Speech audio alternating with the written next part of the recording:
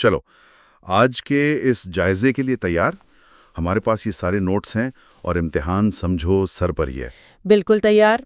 आज का मकसद सिर्फ पढ़ना नहीं, बल्कि एक एक सवाल को ऐसे जहन में बिठाना है कि बस रट्टा लग जाए। ठीक है, तो तरीका ये होगा, मैं सवाल पूछूंगा, तुम जवाब देना, पहले अंग्रेजी में, बिल्कुल वैसा ही जैसा लिखा है। फिर हम इसे आसान उर्दू में समझेंगे ताकि कॉन्सेप्ट क्लियर हो जाए। और आखिर में एक बार फिर अंग्रेजी डेफिनेशन दोहराएंगे ताकि वो जहन में पक्की हो जाए। बेहतरीन। चलो शुरू करते हैं लेसन 19 सोशल कॉग्निशन से। चलो। Okay, first question, differentiate between hindsight bias and counterfactual thinking with the help of daily life examples. Alright, so hindsight bias is the tendency to perceive past events as having been more predictable than they actually were. Counterfactual thinking, on the other hand, involves imagining alternative scenarios and outcomes that might have happened but didn't. ठीक है, अब इसको आसान जुबान में समझाओ। Hindsight बायस। Hindsight बायस का मतलब है कि जब कोई वाकया हो जाता है तो हमें लगता है कि हमें तो पहले से ही पता था कि ऐसा ही होगा। अच्छा, I knew it all along वाला इफेक्ट है ना। बिल्कुल। जैसे कोई कमजोर टीम मैच जीत जाए तो लोग कहते हैं मुझे तो मालूम था यही जीतेंगे, हालांकि मैच से पहले वो खुद शक में थे। सही। और काउंटर फैक्चुअल थिंकिंग? वो है व्हाट इफ या काश ऐसा हो जाता वाली सोच। जैसे इम्तिहान में फेल होने के बाद सोचना, काश मैं 1 घंटा और पढ़ लेती तो पास हो जाती। तो एक हमें मुस्तकबिल के लिए तैयार करता है और दूसरा हमें लगता है कि हम ज्यादा समझदार हैं। Exactly. So, to recap, hindsight bias is I knew it all along, and counterfactual thinking is the what if scenarios. Got it. चलो आगे बढ़ते हैं। Explain the false consensus effect. How did Ross, Green and House demonstrate this concept in their Eat at Joe's experiment? Okay, the false consensus effect is a cognitive bias whereby people tend to overestimate the extent to which their own opinions, beliefs, and behaviors are normal and typical of those of others. Ross, Green, and House, 1977, demonstrated this by asking university students if they would be willing to walk around campus for 30 minutes wearing a large sandwich board that read Eat at Joe's. अच्छा, तो इसका मतलब ये समझना कि जो हम सोचते हैं ज्यादातर लोग भी वैसा ही सोचते हैं। हाँ, अब तजुर्बे में दिलचस्प बात ये हुई कि जिन तलबा ने हाँ कहा, उनका अंदाजा था कि 62% दूसरे तलबा भी हाँ कहेंगे। और जिन्होंने मना किया होगा उन्हें लगा होगा कि ज्यादातर लोग मना करेंगे। बिल्कुल।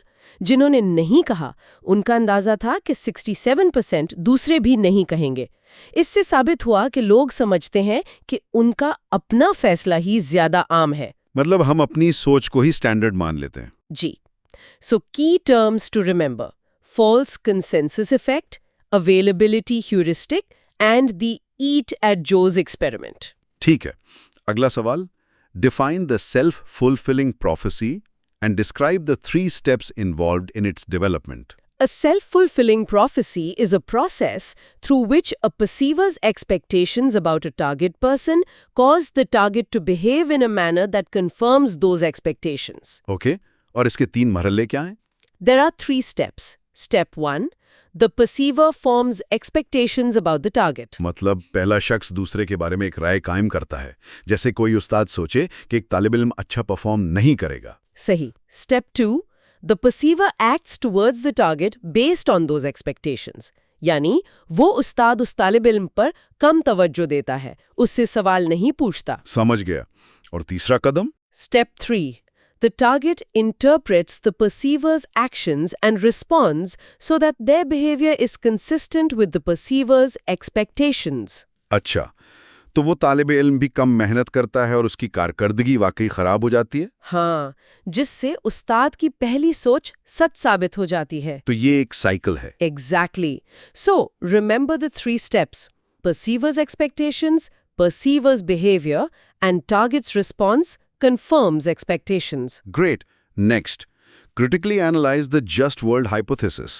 Discuss its psychological advantages and disadvantages regarding how people perceive victims of misfortune. The just world hypothesis is the belief that the world is a fair place where people get what they deserve and deserve what they get. ये तो सुनने में काफी मुस्बत लगता है। हाँ, इसके कुछ साइकोलॉजिकल एडवांटेजेस भी हैं। इससे ज़हनी सेहत अच्छी रहती है और तनाव कम होता है। लेकिन इसका एक तारीख पहलू भी है ना? डिसएडवांटेजेस क्या हैं? इसका सबसे बड़ा डिसएडवांटेज ये है कि इसकी वजह से लोग मजलूम को ही कसूरवार ठहराने लगते हैं, जिसे डिफेंसिव एट्रीब्यूशन कहते हैं। Victim blaming. बिल्कुल, ताकि उन्हें ये खौफ ना हो कि उनके साथ भी ऐसा हो सकता है। जैसे लोग गुर्बत या किसी जुर्म के शिकार अफराद को ही मोड़दे इल्जाम ठहराते हैं कि जरूर उनकी ही कोई गलती होगी। तो ये खुद को तसल्ली देने का एक तरीका है। Right. So the key disadvantage is defensive attribution or victim blaming. ठीक है। अब आते हैं लर्न्ड हेल्पलेसनेस पर। What is learned helplessness? How does Seligman's research on animals explain this? Learned helplessness is a state that occurs after a person has experienced a stressful situation repeatedly. They come to believe that they are unable to control or change the situation, so they do not try even when opportunities for change become available. अच्छा, तो जब बार-बार मनफी वाक़यात का सामना करना पड़े, जिनसे बचा ना जा सके, तो इंसान कोशिश करना छोड़ देता है। हाँ, सेलिगमैन ने कुत्तों पर तजुर्बा किया, जिन कुत्तों को ऐसे बिजली के झटके दिए गए जिनसे वो बच नहीं सकते थे। तो उन्होंने एक तरह से गिव अप कर दिया। जी, बाद में जब उन्हें भागने का मौका दिया गया तो उन्होंने कोशिश ही नहीं की। वो चुपचाप झटके बर्दाश्त करते रहे। उन्होंने सीख लिया था कि उनकी कोशिश बेकार है। ये तो बहुत डिप्रेसिंग है। It is. So, learned helplessness, passive resignation from repeated, unavoidable negative events. Okay, आखिरी सवाल इस सबक से। Explain the concept of conformation bias and how it inhibits problem solving. Confirmation bias is the tendency to search for, interpret, favor, and recall information in a way that confirms or supports one's pre-existing beliefs or hypotheses. मतलब हम सिर्फ वही मालूमात तलाश करते हैं जो हमारे अकायद की तस्दीक करती हैं। बिल्कुल, और उन मालूमात को नज़रअंदाज कर देते हैं जो उनके खिलाफ हों। और ये मसला हल करने में रुकावट कैसे बनता है? क्योंकि हम मुतबादिल रास्तों पर गौर ही नहीं करते। जैसे कोई डॉक्टर अगर एक बीमारी का सोच ले तो वो सिर्फ वही टेस्ट करवाएगा जो उसकी तशखीस की तस्दीक करें और शायद असल बीमारी को नज़रअंदाज कर दे। समझ गया। हम अपने ही बनाए हुए एक बबल में फंस जाते हैं। Exactly. Confirmation bias, seeking information that supports our beliefs and ignoring disconfirming information. जबरदस्त। लेसन 19 मुकम्मल हुआ। चलो अब अगला सबक, लेसन 20, एटीट्यूड्स। पहला सवाल तुम पूछो। Okay, define attitude and explain it's 3 components, the ABC model with examples. An attitude is an evaluation of an object, person, or idea. The ABC model proposes that an attitude has 3 components: affective, behavioral, and cognitive. ठीक है, तो attitude किसी भी चीज के बारे में हमारी मुस्बत या मनफी सोच को कहते हैं। अब ये ABC क्या है? A है affective component, यानी हमारे जज्बात, जैसे मकड़ियों से डरना। B for behavioural. हाँ, behavioral component, यानी हमारा अमल, जैसे वर्जिश करने वाले का रोज जिम जाना। और C for cognitive. Right, cognitive component, यानी हमारी सोच और अकायद, जैसे ये मानना कि रिसाइकलिंग माहौल के लिए अच्छी है। तो जज्बात, अमल और सोच। बिल्कुल। So remember the ABC model: affective, behavioural and cognitive. Good. Next, compare and contrast direct assessment methods with indirect assessment methods of attitudes. Direct assessment methods, like self-report questionnaires using a Likert scale, ask people directly about their attitudes. They are simple, but can be affected by social desirability bias. Indirect assessment methods, such as the bogus pipeline technique, try to measure attitudes without the person's awareness to get more honest answers. अच्छा, तो direct assessment में सीधे सवालात पूछे जाते हैं। हाँ, जैसे लाइकर्ट स्केल पर कि आप किसी चीज से कितना मुत्तफिक हैं। लेकिन इसमें लोग सच नहीं बोलते अक्सर, है ना? वो जवाब देते हैं जो समाजी तौर पर काबिल कबूल हो। एग्जैक्टली, उसे सोशल डिजायरेबिलिटी बायस कहते हैं। इसीलिए इनडायरेक्ट असेसमेंट तरीके इस्तेमाल होते हैं। जैसे कि बोगस पाइपलाइन, वो क्या है? इस टेक्निक में लोगों को यकीन दिलाया जाता है कि वो एक ऐसी मशीन से जुड़े हैं जो उनका झूठ पकड़ लेगी। ओह, तो डर के मारे सच बोलते हैं। हाँ, तो direct methods are straightforward but prone to social desirability bias. Indirect methods, like the bogus pipeline, try to overcome this. Ready for lesson 21 on attitude formation? Let's do it. First up, explain the mere exposure effect by Zionch.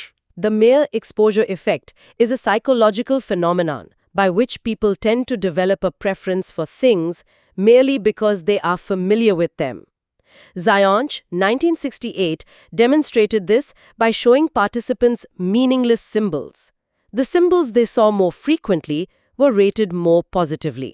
मतलब जिस चीज को हम जितना ज्यादा देखते हैं वो हमें उतनी ही ज्यादा पसंद आने लगती है। बिल्कुल। ज़ायोंच ने अपने तजुर्बे में लोगों को चीनी जुबान जैसे हरूफ बार-बार दिखाएं। जिन हरूफ को लोगों ने ज्यादा बार देखा, उन्हें ज्यादा मुस्बत दर्जा दिया। इसकी कोई रोजमर्रा की मिसाल? एक आम मिसाल ये है कि हमें अपनी तस्वीर से ज्यादा आईने में अपनी शक्ल पसंद आती है। क्यों? क्योंकि हम आईने में अपनी शक्ल रोज देखते हैं तो वो हमें ज्यादा फेमिलियर लगती है। वाह, ये तो दिलचस्प है। So, mere exposure effect, repeated exposure increases liking. Exactly. Okay, discuss the role of classical conditioning in attitude formation. Classical conditioning can form attitudes by repeatedly pairing a neutral object with another stimulus that naturally evokes a particular emotional response. For example, Starts and Starts 1958 paired national labels like Dutch with negative words and Swedish with positive words. तो इसमें एक neutral चीज को किसी जज्बाती चीज के साथ जोड़ा जाता है। जी, तजुर्बे में डच को मनफी अल्फाज के साथ जोड़ा गया और स्वीडिश को मुस्बत अल्फाज के साथ। और नतीजा क्या निकला? नतीजा ये निकला कि लोगों ने डच के लिए मनफी और स्वीडिश के लिए मुस्बत रवैया अपना लिया, सिर्फ इस जोड़ की वजह से। तो हमारे बहुत से तासुबात इसी तरह बनते होंगे। Quite possibly. So classical conditioning forms attitudes by associating a neutral stimulus with an emotional one. ठीक है, अब आते हैं सेल्फ परसेप्शन थ्योरी पर। Describe self perception theory. Bem's self-perception theory posits that people determine their attitudes and preferences by interpreting the meaning of their own behavior. We observe ourselves as an outsider would and infer our inner feelings from our actions, especially when our attitudes are weak or ambiguous. ये नजरिया कहता है कि हम अपने रवैयों को अपने ही आमाल का मुशाहिदा करके समझते हैं। हाँ, यानी अगर हम कोई काम अपनी मर्जी से करते हैं तो हम ये नतीजा अखज़ करते हैं कि हमारा रवैया भी वैसा ही है। तो हम अपने आप को एक बाहर वाले की तरह देखते हैं। Exactly. हम अपने अंदर झांकने के बजाय अपने अमल को देखते हैं और कहते हैं मैंने ये किया, इसका मतलब है मैं ऐसा सोचती हूँ। समझ गया। So, self perception theory, we infer our attitudes from observing our own behavior. Perfect. What is the facial feedback hypothesis? The facial feedback hypothesis suggests that our facial expressions can influence our emotional experience. Strack, Martin, and Stepper, 1988, had participants hold a pen in their teeth, which mimics a smile, or in their lips, which prevents a smile, while rating cartoons. तो हमारे चेहरे के तासुरात हमारे जज्बात पर असरअंदाज होते हैं। हाँ, तजुर्बे में क्या हुआ होगा? जिन लोगों के दांतों में पेन था, यानी वो मुस्कुरा रहे थे, उन्होंने कार्टून्स को ज्यादा मज़ेया पाया होगा। बिल्कुल, उन लोगों के मुकाबले में जिन्होंने होंठों में पेन पकड़ा हुआ था, जो मुस्कुराने से रोकता है। तो सिर्फ मुस्कुराने का अमल भी हमें खुश कर सकता है। जी हाँ, यही ये नजरिया कहता है। Facial feedback hypothesis, facial expressions can influence our emotions. All right, next chapter. Lesson 22, Attitude and Behavior. This is a big one. Yes, let's start with the classic. Critically analyze Lapierre's 1934 study regarding the Chinese couple. In his 1934 study, Lapierre traveled across the United States with a young Chinese couple visiting 251 hotels and restaurants. They were refused service at only one establishment. However, when Lapierre later wrote to these same establishments and asked if they would accept Chinese guests, over 90% of those who responded said they would not. तो लपेयर ने एक चीनी जोड़े के साथ पूरे America का सफर किया और 251 जगहों में से सिर्फ एक जगह सर्विस से इनकार किया गया। जी हाँ, हालांकि उस वक्त चीनी लोगों के खिलाफ बहुत ताज्जुब था। लेकिन जब उन्हीं जगहों पर खत भेजा गया तो 90% से ज्यादा ने नहीं में जवाब दिया। ये तो रवैये और अमल में जमीन आसमान का फर्क है। बिल्कुल। इससे ये जाहिर हुआ कि लोगों का रवैया, एटीट्यूड और उनका अमल, बिहेवियर हमेशा एक जैसा नहीं होता। So Lapierre's study showed a major inconsistency between expressed attitudes and actual behavior. Precisely. ठीक है, इसी से जुड़ा अगला सवाल है, Explain the theory of planned behavior. What are the 3 factors that determine a person's intention? The theory of planned behavior, proposed by Fishbein and Adjin, states that behavioral intention is the most important determinant of behavior. This intention is influenced by 3 factors. 1. Attitude toward the behavior. 2. Subjective norms. And 3. Perceived behavioral control. Okay, तो ये नजरिया बताता है कि किसी अमल का इरादा यानी इंटेंशन 3 चीजों से बनता है। पहली क्या है? Attitude toward the behavior. मतलब अमल के बारे में आपकी अपनी मस्बत या मनफी सोच। दूसरी? Subjective norm. हाँ, यानी आपके ख्याल में अहम लोग जैसे दोस्त या खानदान इस अमल के बारे में क्या सोचते हैं। और तीसरी? Perceived behavioral control. यानी आपको कितना यकीन है कि आप ये काम कर सकते हैं। और ये तीनों मिलकर इरादा बनाते हैं जो फिर अमल की तरफ ले जाता है। बिल्कुल। The 3 factors are attitude, subjective norm and perceived behavioral control. Great. Final lesson. Lesson 23. Attitude change. Ready. Define cognitive dissonance and explain the Festinger and Carl Smith experiment. Cognitive dissonance, a theory by Leon Festinger, is the mental discomfort experienced by a person who holds 2 or more contradictory beliefs, ideas or values, or when their beliefs and behavior conflict. तो ये एक नफ्सियाती बेचैनी है जो उस वक्त पैदा होती है जब हमारे 2 ख्यालात या एक ख्याल और अमल आपस में टकराते हैं। बिल्कुल। और इस बेचैनी को कम करने के लिए हम कुछ बदलते हैं। और फेस्टिंगर और कार्ल स्मिथ का तजर्बा क्या था? उन्होंने लोगों से एक बहुत बोरिंग काम करवाया और फिर उनसे कहा कि वो दूसरों से झूठ बोलें कि ये काम दिलचस्प था। जिन्हें झूठ बोलने के लिए सिर्फ $1 मिला, उन्होंने बाद में इस काम को वाकई दिलचस्प करार दिया ताकि वो अपने झूठ को जवाब दे सकें। $20 वालों के मुकाबले में? हाँ, क्योंकि $20 वालों के पास झूठ बोलने की अच्छी वजह थी, पैसा। $1 वालों के पास नहीं थी। तो उन्होंने अपना रवैया ही बदल लिया ताकि अपने अमल को जस्टिफाई कर सकें। Exactly. उसे insufficient justification effect कहते हैं। So, cognitive dissonance is the discomfort from conflicting cognitions. The key concept is the insufficient justification effect. Perfect summary. ठीक है, आखिरी सवाल. Explain the sleeper effect in persuasion. This sleeper effect is a phenomenon where a persuasive message from a low credibility source can become more persuasive over time. This happens because people tend to forget the source of the message faster than the message itself. ये तो बड़ा अजीब है। एक गैर मोतबर जरिया से मिलने वाला पैगाम वक्त गुजरने के साथ ज्यादा कायल कैसे हो सकता है? वो इसलिए कि वक्त के साथ हम पैगाम तो याद रखते हैं, लेकिन ये भूल जाते हैं कि ये पैगाम किसने दिया था। अच्छा, तो सोर्स को मैसेज से अलग कर देते हैं? हाँ, तो जब वो मनफी एसोसिएशन यानी ये बात तो फला नाकाबिले एतबार शख्स ने कही थी खत्म हो जाती है, तो पैगाम खुद ज्यादा ताकतवर हो जाता है। So the Sater effect. A message from a low credibility source becomes more persuasive over time due to source message dissociation. You got it. वाह, हमने सारे अहम सवालात कवर कर लिए। अब मुझे बहुत बेहतर महसूस हो रहा है। हाँ बिल्कुल, अब ये सब कुछ दिमाग में अच्छी तरह बैठ गया है। अब इम्तिहान के लिए तैयार हैं। एक आखिरी सोच, हमने ये सब कुछ याद कर लिया है। अब जब हम इम्तिहान में अच्छे नंबर लाएंगे और कहेंगे मुझे तो पता था कि मेरे नंबर अच्छे आएंगे, तो क्या ये हाइंडसाइट बायस होगा या ये जायज़ खुद एतमादी होगी? हाँ, ये सोचने वाली बात है। चलो इस पर इम्तिहान के बाद बात करेंगे।